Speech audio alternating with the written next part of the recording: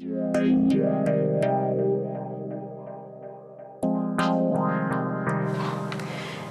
and welcome to Marketing Dividends, presented by the Australian Association of National Advertisers, where Australia's leading advertisers reveal how they tackle today's business challenges.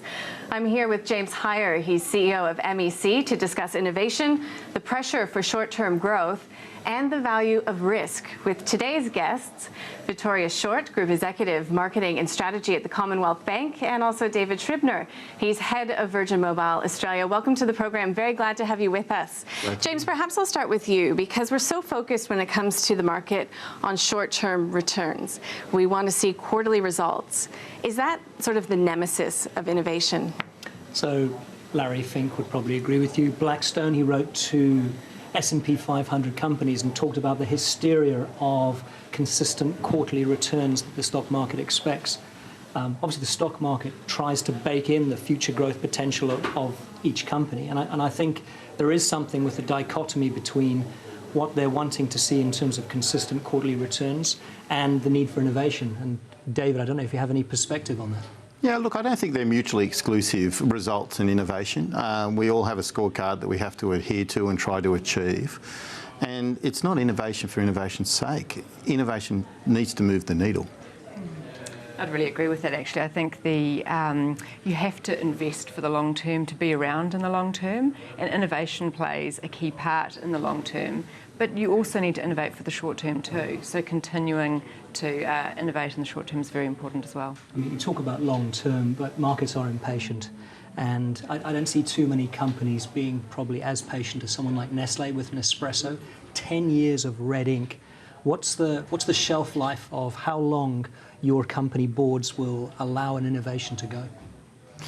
Well, I think, James, I mean, innovation has to be on the board agenda. It has to be part of a growth, because companies have to be there for the long term. They have to be trying to be there for the long term.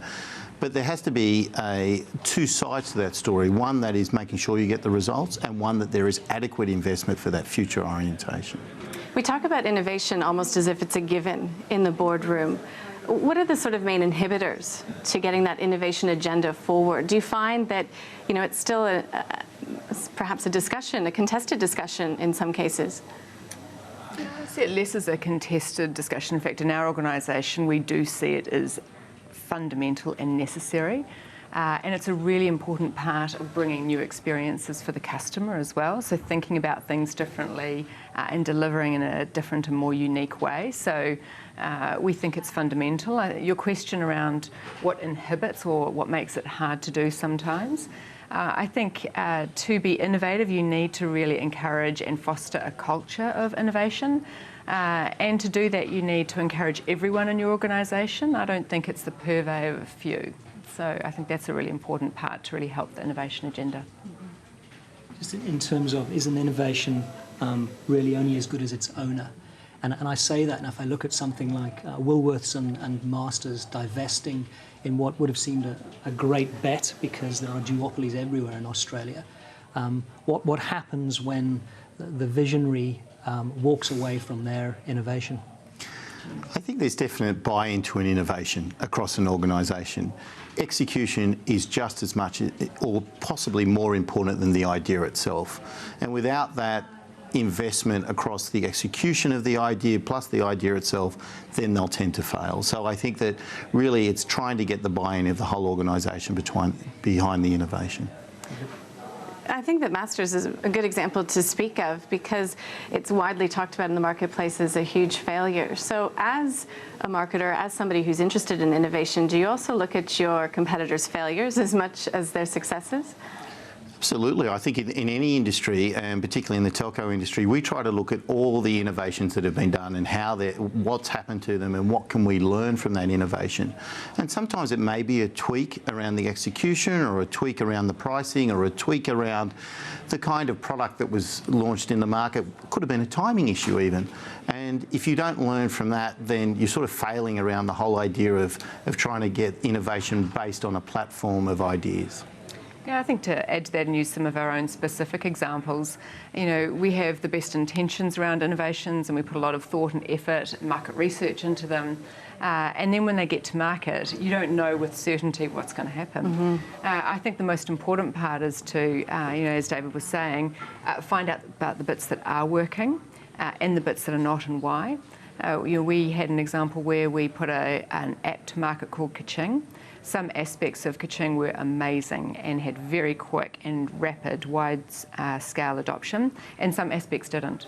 So the simple learning for us was take the pieces that worked very well and put them into our main app experience, and not the pieces that didn't. So it's all about learning, pivoting, taking what works, and keeping on pursuing the innovation agenda. And I would also say about that as well, but building on that, learning from people's innovation, whether something that hasn't worked or whether it's worked, is also not just looking at old rivals, but looking at other industries and verticals and understanding what they're doing and what you can learn. We often look at the banking industry from a telco perspective to see what they're doing around innovation and whether it can be applied to us. So what you're saying is we can't research away risk. It's interesting, The Economist a couple of weeks ago looked at investment in R&D as a percentage of GDP, ranked all the countries, number one, South Korea, and it correlates really nicely with the number of patents each of those countries are able to introduce. Now, do you see a correlation between the investment you put into R&D in your company and the number of innovations coming out? I might pick up first on the OECD work. We were interested in that, and so we did a bit of our own analysis in the Australian context. And what we found was, rather than patents, we looked at trademarks. But there is absolutely a correlation between trademarks in Australia and GDP. So it holds true here. I would then say that rather than think about R&D and R&D teams, we're really thinking about how we develop right across the business. I think it's everyone's job rather than the job of a few. And I also think that, there's a real spectrum of innovation, from the small things through to the groundbreaking things. It's not just about patents and trademarks. It's also about the accumulation of small iterations that can sometimes make the difference. Small iterations, so what's the line between something's an innovation and it starts turning to it's just actually an improvement? Yeah, I think we can get carried away with words, and rather than try and define what is and what isn't, I think if you're really trying to foster a culture of innovation, then accepting improvements as innovations, no matter how big or small, I think is an important part of the cultural piece. Absolutely. I mean, I think improvement is just as good as innovation. If it moves the business forward in a positive way, then that should be celebrated. So for us, it was about getting paper out of our stores and doing that. It wouldn't be the first innovation. It's not something that's going to win an innovation prize, but it made a massive difference to customers' lives and our field force. Vittoria, CommBank has an innovation lab. Yes. So how closely was the marketing department, instrumental in getting that off the ground? What's the role in there? Yeah, so we have an innovation lab, and we have pop-up labs as well that go around the country, and also innovation labs in some of our other locations offshore, like Hong Kong and London. And the purpose of the lab is really a place where we bring together tools and techniques for teams right across the whole of the organisation. And increasingly, we work with our customers in the innovation lab to really solve business problems in a different way.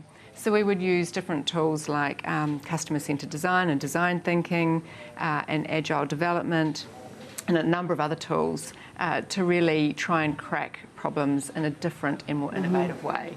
So that's the way we use our innovation lab. We've seen some terrific things come out of there. So if you double the investment in that lab, does that mean I can expect to see double the amount of innovation?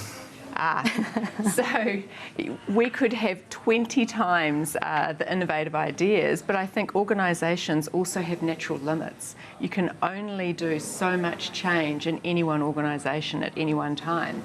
And customers as well. I think, if we were to change our online experience every single day, I think that would start to become kind of frustrating. So there are natural limits to change at a customer level, but also in an organisation. David, does the type of brand that you are change your view of the world in terms of innovation? Virgin's a challenger brand. Absolutely. So I'm going to say absolutely, right? And I've said it twice.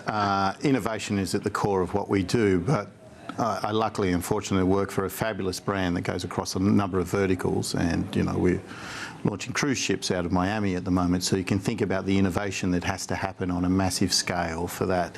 We're building those cruise ships. So innovation has to go across everything that we do. I think the one thing that is really critical that Vittoria just said, and I'd like to support, is it has to be centred around the customer. It has to be, how do we move that customer's experience into a better place that's better for the company? And I think that's where innovation can really sing, and I think Virgin and Richard has done that for 40 years now.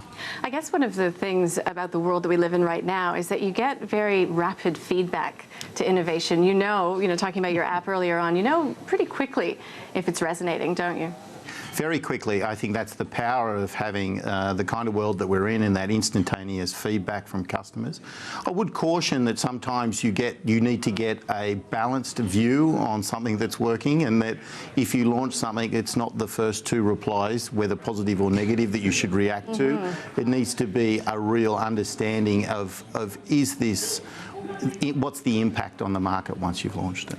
Yeah, I'd add to that point there. It's sometimes it'll be the marketer's job to help communicate some of these capabilities more clearly. You might find when you release something to market, it might get quite a lot of organic take-up. But sometimes you actually need to do the job of explaining the feature, how to use it, and that really helps. So I think that's where marketing can play a really key role in helping educate around features. In terms of inspiration for this type of innovation, there's a lot of what people are calling Silicon Valley tourism, where entire boards or groups of marketers wander and go and visit Facebook, Google, et al. Where do you see the value in that? Look, I think that there's a couple of things to that. We are all very busy. I'm not saying anything new. So having a trip away gives you space. But what I would then say that it needs to go with a team, whereas that team is cross verticals, and you've got people that are a part of the execution, people that are part of the idea, so that if you actually get something, you can come back and start to put that into the business and start to make a difference. So the one person going off and then becoming an evangelist coming back is probably not the ideal way to use these trips. I think it's a really important point, David. I think taking teams away and experiencing innovations together helps with execution. So it's all very well having a great idea, but if you can't execute it, then that becomes the problem. So I think that's a very important point. I think is a great line. So losing the signal has just been written about the history of BlackBerry, and the last line in the book actually says innovation has no finish line. I think that's really captures the spirit that basically you have to keep going. There is no let up, and the moment that you do, you're going to drop the ball. And I think if you think of those people that are great innovators, they've never hit a finishing line. No. They've just kept innovating, and that's what drives them, and that's what's fantastic, and great companies do that. There's always something to solve for the customers too, so I think that's probably why it never finishes. Well, cheers to innovation and cheers to the hard work ahead. David, Vittoria, James as well. Thank you for joining us. Appreciate it. Thank you. Pleasure. So thanks to our guests for joining us today. That was James Hier. He's the CEO of MEC, Vittoria Shortt. She's Group Executive of Marketing and Strategy at the Commonwealth Bank, and David Scribner, who's Head of Virgin Mobile Australia. That is Marketing Dividends for this week. We'll be back with more business coverage in just a moment.